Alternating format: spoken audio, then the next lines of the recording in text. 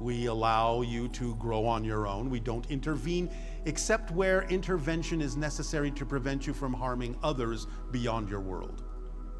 That is why you will not have global thermonuclear war.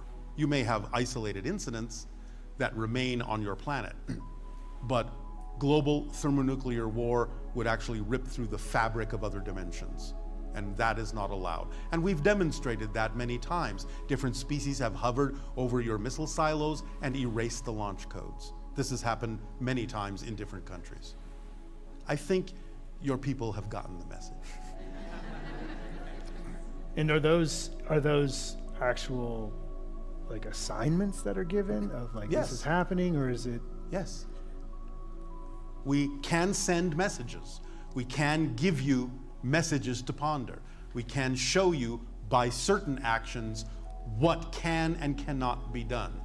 But you have to pick up the hints. You have to pick up the pieces. You have to put it together. You have to say, okay, we get the message. And I think when we talk about open contact, when we talk about any kind of interaction with any other species, Yes. going to the center, being neutral, being heart-based, Yes. seems to be the fast pass for most of these contacts. And if that's the sign, right, that we are ready for that. Yes, you have to match the vibrations more closely of those you wish to interact with who operate on a higher frequency. Again, you cannot experience what you're not the vibration of. Physics. This is why we don't just appear, because the high vibrational frequencies of many beings that are in and of themselves coming from a heart-based place, an unconditional place of love, would overwhelm your vibrational energy to the point where it could send many humans into psychotic shock. So we stay at arm's length until you decide that you will rise to meet us so that the merger of two societies can be more smooth. Otherwise, it's like taking a high spinning gear and a very slow spinning gear and jamming them together, which would strip the teeth. And where's the point in that? The whole idea of open contact is to make contact, not to overwhelm you, not to have you scared and running away. We have demonstrated this on 3 different occasions already to members of your society. In many of these interactions, sometimes a person will say, Bashar, I'm ready to meet you. Okay.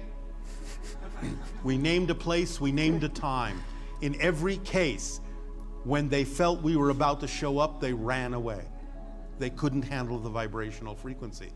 But it's not because, in a sense, of us, it's because exposure to the high frequency brings to the surface things that you have compartmentalized, that you are afraid to look at within yourselves, and you go into fight or flight mode because you're not ready to integrate them. Also, exposure to a high frequency is very similar to being exposed to the idea of spirit, because our frequency is very close to the idea of spirit, of your soul.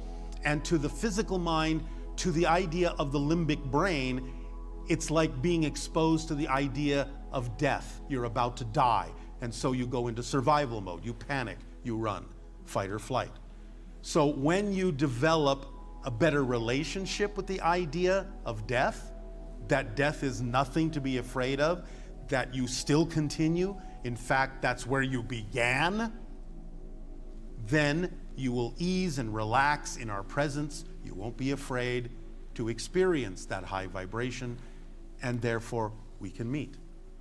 So again, within 5 years, you have arrived at a point where you have done enough to raise your vibrational frequency that you can begin to handle the extraterrestrial species that are somewhat similar to you. And it will continue from there.